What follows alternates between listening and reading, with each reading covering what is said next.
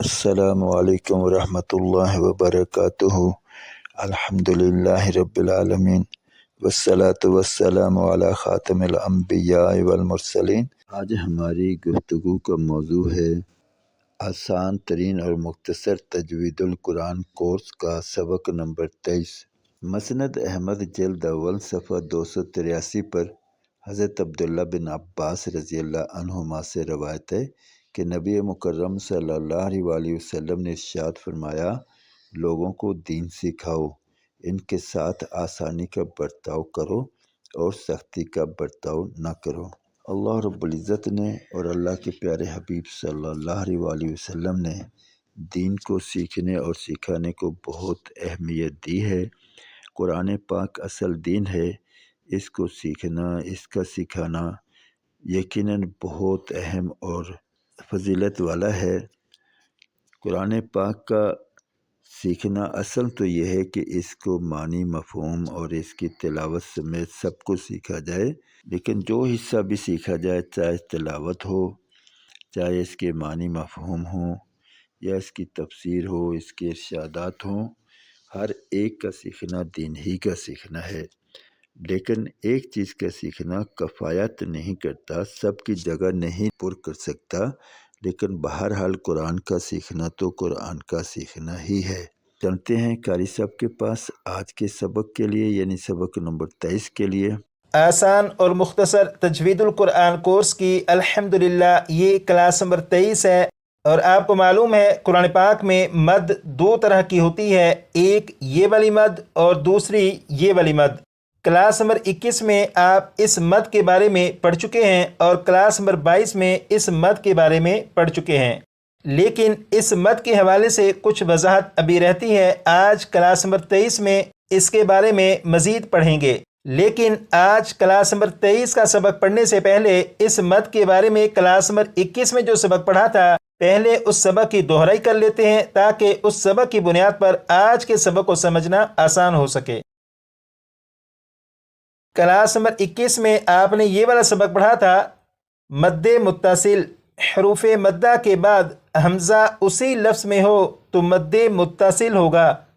مد متصل کو 2 یا 2.5 الف کی مقدار تک کھینچ کر پڑھیں گے۔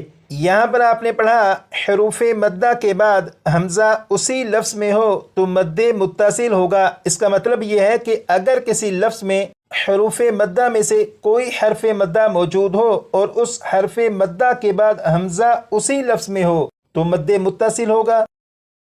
جیسے آپ یہاں پر دیکھیں، یہ جو لفظ ہے اس لفظ میں الف موجود ہے، الف سے پہلے زبر بھی ہے۔ جب الف سے پہلے زبر ہے تو یہ الف الف مدہ ہوا۔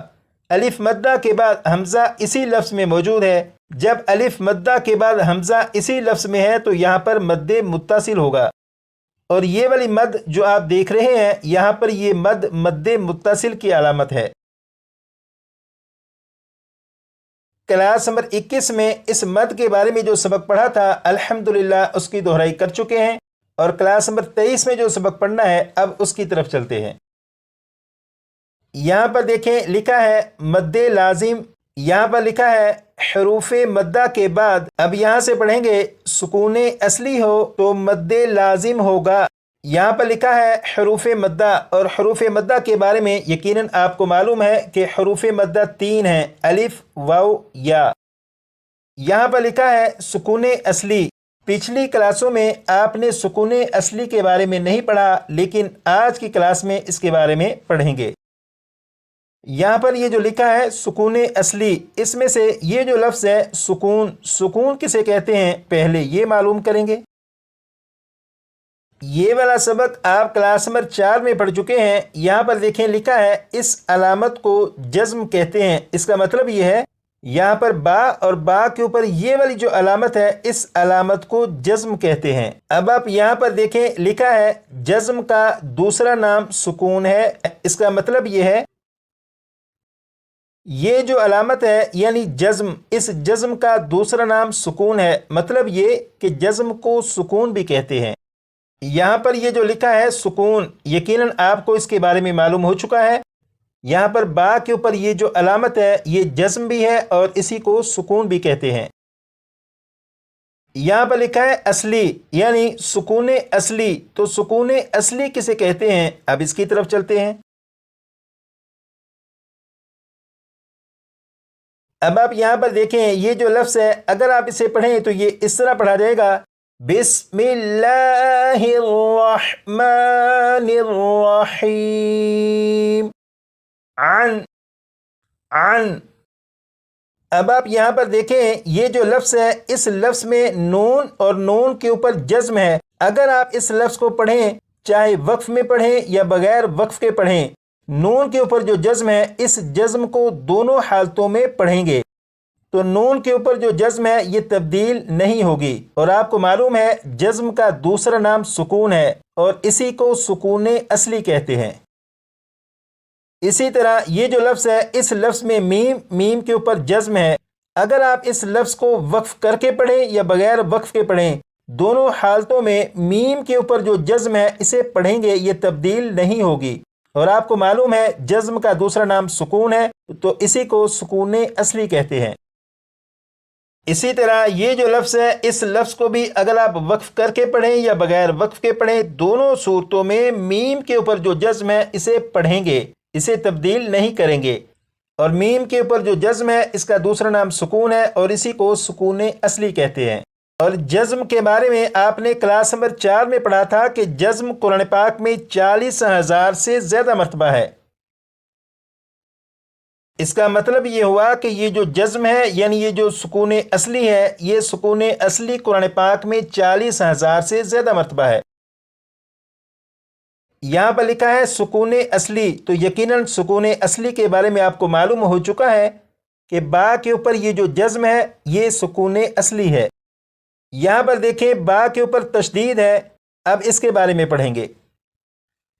یہ والا سبق آپ کلاس نمبر 7 میں پڑھ چکے ہیں۔ یہاں پر لکھا ہے جس حرف پر تشدید ہو اسے مشدد کہتے ہیں۔ جیسے یہاں پر آپ دیکھیں یہ ہے فا کے اوپر تشدید موجود ہے لہٰذا یہ فا مشدد ہے۔